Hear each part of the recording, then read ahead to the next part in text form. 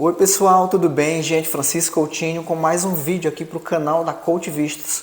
O conteúdo que eu vou trazer hoje, com certeza muitas pessoas querem saber, querem entender do porquê que fatos como esse podem ocorrer. Mas afinal de contas, de quais os fatos eu estou me referindo? Por que que uma família vai no consulado pedir um visto americano? Pai e mãe, visto aprovado. Filhos, visto negado. Eu quero incluir aqui apenas filhos menores de 14 anos, que são filhos dependentes dos pais. Filhos maiores de 21 anos que vão com a família, isso é assunto para um outro conteúdo. Até porque os caminhos são diferentes. Mas a gente quer realmente tratar aqui a respeito de crianças que têm uma idade abaixo de 14 anos. Tá, pessoal?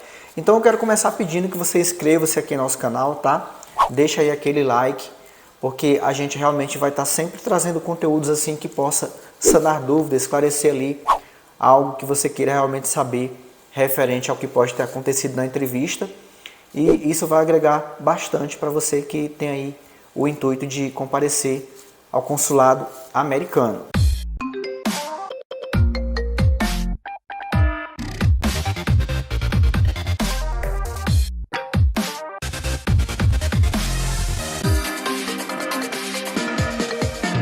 Bom, eu quero começar falando para você que as informações que eu vou passar aqui são algumas anotações que eu fiz, né? Estou com uma cola aqui para que eu não esqueça nada, mas que não é um padrão, tá, pessoal? Isso aqui depende muito da pessoa que foi na entrevista, do que ela falou, da documentação, das informações que foram para o formulário DS. Principalmente, depende muito de como você se portou ali na hora, do que você falou. Digamos que os pesos maiores é na hora da entrevista, quando você está diante do cônsul, quando você passa uma má impressão para ele, se foi o caso. De repente, se você falou algo que não era para falar, demonstrou segundas intenções. Então, isso que eu vou falar para vocês aqui não é uma regra, não é um padrão, depende muito de como foi a entrevista. Então, cada caso é um caso a ser analisado, tá certo? Então, algumas coisas aqui que eu vou colocar para que a gente possa, vocês no caso, possam ter uma noção do que possivelmente possa ter ocorrido. Número 1, a gente anotou aqui evidências financeiras insuficientes, tá? Quando aqui eu vou fazer uma análise de perfil ou quando tem algum cliente da gente que a gente vê que a renda dessa pessoa ela não condiz para ela e os filhos, a gente alerta, a gente tenta de forma obviamente legal, tentar movimentar mais essa conta, ver como pode ser feito ali para que essa pessoa possa demonstrar um poder aquisitivo bem maior no momento da entrevista ali que ela vai comparecer diante do cônsul, tá? Então vamos lá para a minha cola. Eu vou fazer aqui uma leitura para você e vou comentar.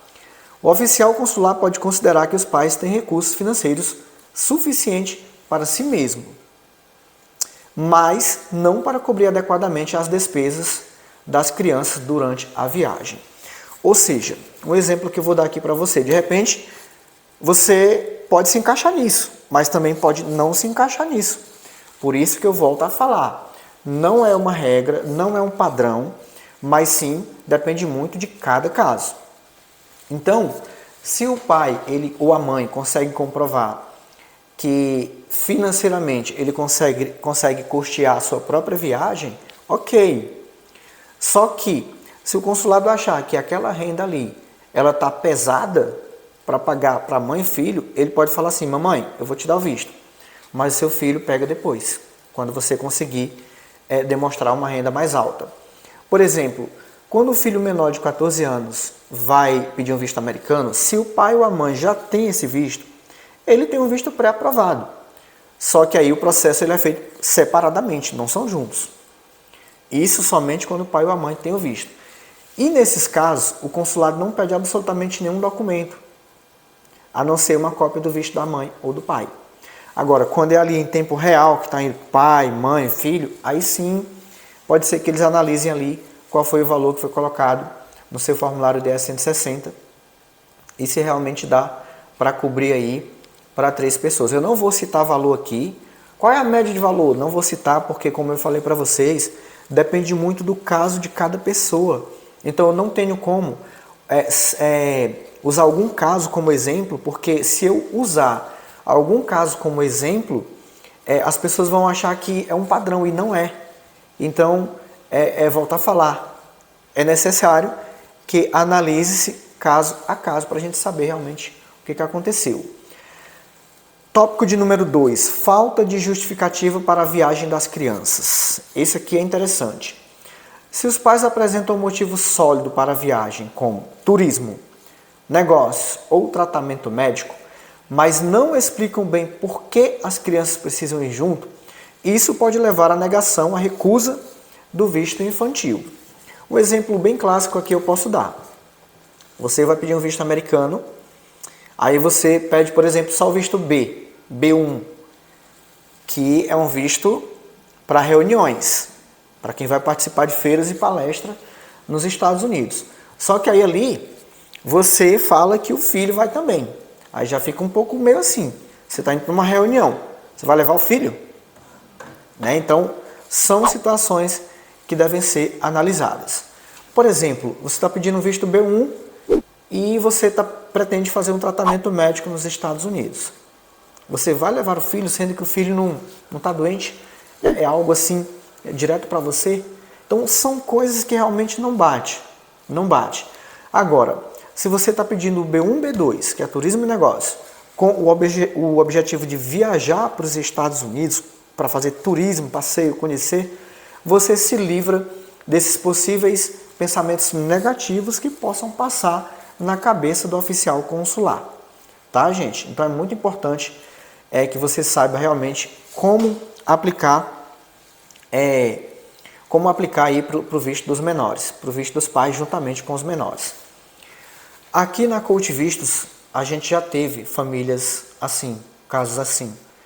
Só que a gente faz uma análise assim mais a fundo e a gente não vê nada que possa ter ali abertura para recusa do visto dessas pessoas. Porque a gente tem que entender que além de tudo isso aqui, pessoal, quem decide sobre a recusa ou aprovação é o oficial consular.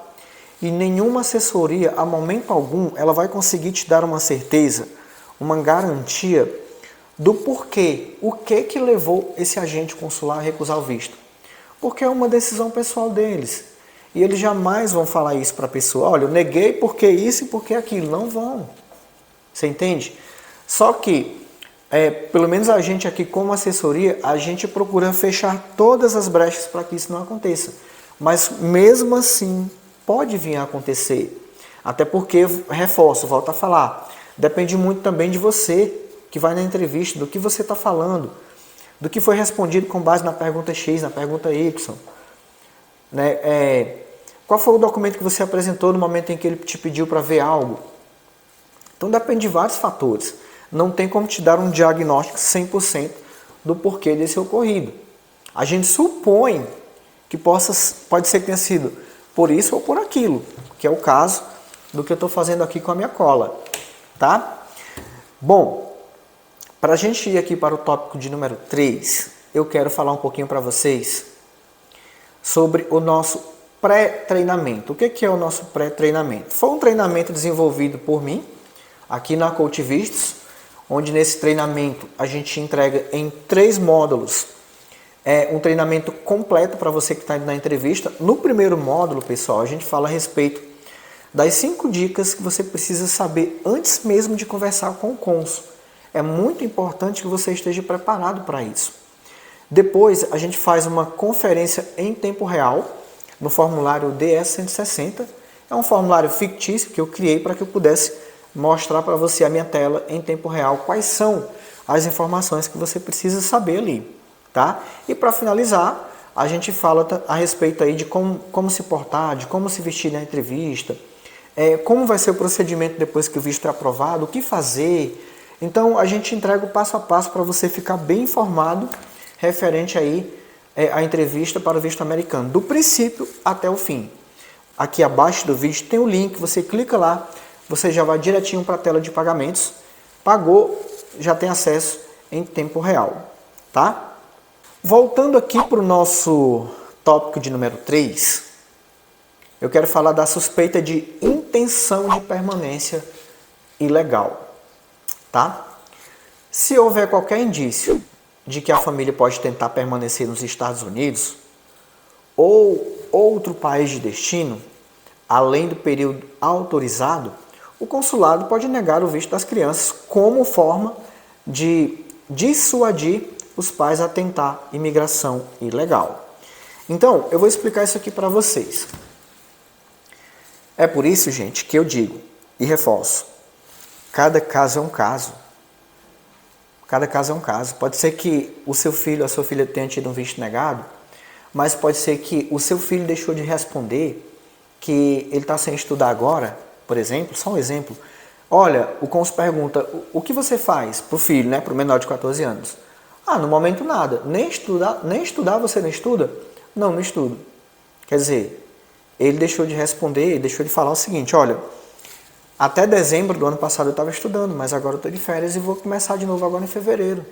Olha a diferença. Olha a diferença. Então, falta esse tipo de comunicação. A gente costuma dizer que você tem que ser objetivo, é o certo. Mas quando a gente fala ser objetivo, é para que você evite ficar contando histórias. Mas sim você responder para o cônsul de forma direta com base na sua realidade atual.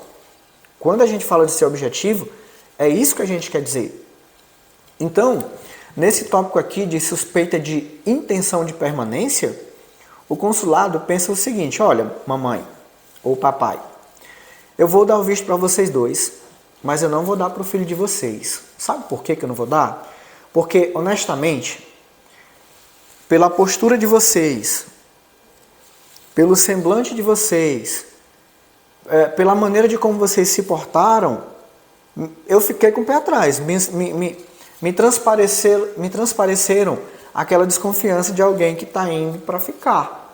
Então, o que eu vou fazer? Eu vou dar para vocês dois, mas eu não vou dar para o filho de vocês. Ele vai ficar no Brasil. Então, gente, se isso acontecer, que são suposições, eu volto a falar, não é um padrão, tá? O que você tem que fazer? Você dá um tempinho ali de 60 dias, por exemplo, reaplica para o filho de novo, espera os passaportes chegarem com visto, reaplica para o filho de novo. A Coach Vistos consegue te ajudar a reverter essa situação. Mas eu queria que você tivesse consciência que eu não estou aqui vendendo ou garantindo visto, não. Não é isso que a gente faz. A gente ajuda pessoas a reverterem as suas situações e amenizar as suas dores. É isso que a gente faz aqui. Mas ninguém consegue garantir visto aprovado, tá? Nem mesmo quando você está indo pela primeira vez. Então, você tem que estar ciente dessas informações que eu estou passando aqui, porque isso vai te ajudar.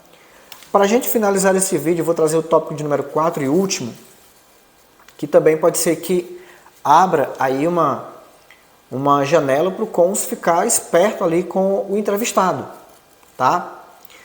Critérios diferentes de avaliação. Você vê que aqui está bem claro, ó, critérios diferentes. É o que eu venho falando desde o início do vídeo. Para cada caso é um caso. Se você é alguém que está me assistindo e fala assim, mas eu apliquei contigo, né, e meus filhos foram negados, eu fui aprovado. Nem lembro, são 7 anos que eu faço isso. Mas cada caso é um caso, não tem como, tá? O visto dos pais pode ser aprovado com base em critérios diferentes das crianças.